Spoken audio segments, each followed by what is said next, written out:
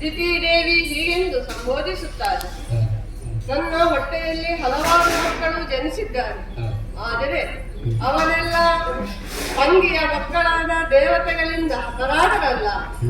ಈ ದುಃಖದಲ್ಲೇ ಹಲವಾರು ಕಾಲಗಳು ಕಳೆದ ಬಳಿಕ ನನಗೊಬ್ಬಳು ಮಗಳು ಜನಿಸಿದಳು. ಮಾಲಿನಿ ಎಂಬುದಾಗಿ ಹೆಸರನ್ನಿರಿಸಿದೆ. ಅವಳಿಂದಲಾದರೂ ಈ ದೈತ್ಯ ವಂಶ ಬಾಳಿ ಬೆಳಗಲಿ ಎಂಬ ಸದುದ್ದೇಶದಿಂದ ಬ್ರಹ್ಮದೇವನನ್ನು ಕುರಿತು ತಪಸ್ಸನ್ನಾಚರಿಸಲು ಕಾಡಿಗೆ ಕಳುಹಿದೆ. ಆದರೆ ಅಲ್ಲಾದ ಅವಾಂತರಗಳಿಂದ ಮನಸ್ಸಿಗೆ ಬಹಳಷ್ಟು ನೋವಾದರೂ ಸಹಿಸಿದೆ. ಹಾಗೆಂದು ಬೆಳೆದ ಮಗಳನ್ನು ಮನೆಯಲ್ಲಿರಿಸಲಿಕ್ಕಾಗುತ್ತದೆ? ಛೇ, ಇಲ್ಲವಲ್ಲ. ಯೋಗ್ಯನಾದ ವರನಿಗೆ ಅವಳನ್ನು ಧಾರೆ ಎರೆದುಕೊಟ್ಟು ಮುಂದಿನ ಭವಿಷ್ಯವನ್ನು ವೀಕ್ಷಿಸಬೇಕಾಗಿದೆ. ಹಾಗೆಂದು ಈ ಕಾಲದಲ್ಲಿ ಅವಳಿಗೆ ಸಮರ್ಥನಾದ ವರನಾಎಂದು ಯೋಚಿಸಿದಾಗ ಪಾತಾಳಾಧಿಪತಿಯಾದ ವಿದ್ಯುನ್ಮಾಲಿ ಎಂದು ತೀರ್ಮಾನಿಸಿದೆ. ಹಾಗೆಂದು ಅವನಿಗೆ ಮಗಳನ್ನು ಕೊಟ್ಟು ಮದುವೆ ಮಾಡಿದ್ದಾಯಿತು. ಹಾಗೂ ಗರ್ಭಿಣಿಯಾದ ಅವಳಿಗೆ ಒಬ್ಬ ಪುತ್ರನು ಜನಿಸಿದ್ದಾನೆ. ಇದೆಲ್ಲ ಸಂತೋಷದ ವಿಷಯವೇ. ಆದರೆ ಮನದಲ್ಲಿ ದುಃಖವು ಇನ್ನೂ ಮೇಲೆದ್ದು ಬರುತ್ತಾ ಇದೆಯಲ್ಲ. ಅಯ್ಯೋ, ಇನ್ನೇನು ಗತಿ?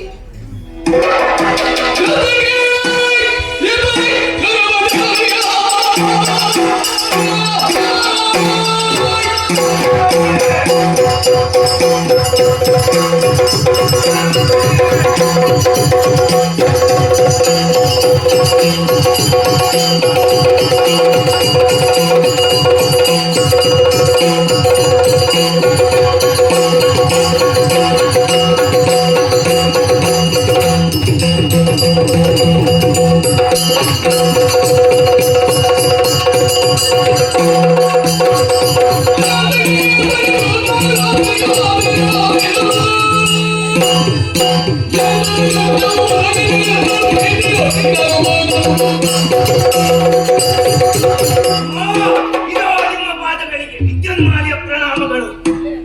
ಕೆಲವು ದಿನಗಳಿಂದ ನಿಮ್ಮನ್ನು ಗಮನಿಸುತ್ತಾ ಇದ್ದೇನೆ.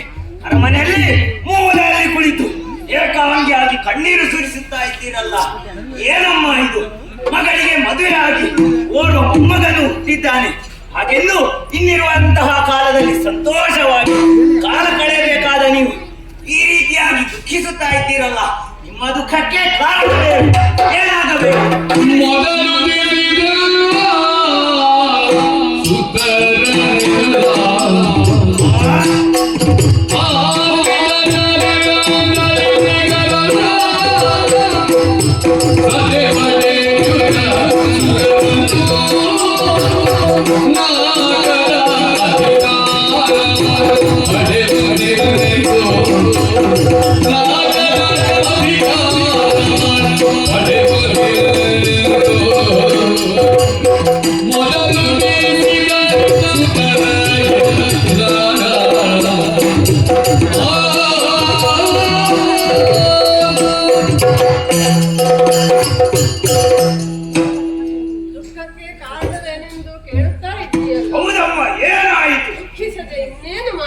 ಹಾಗೆ ಏನಾಯ್ತಮ್ಮ?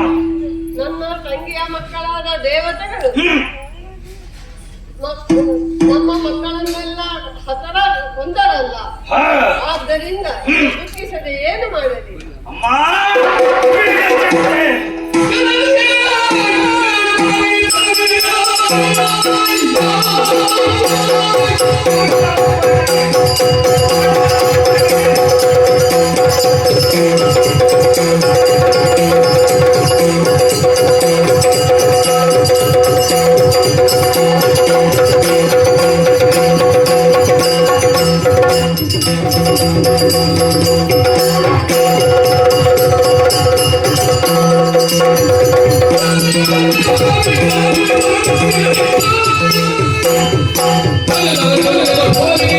ಶುಭ ಶುಭ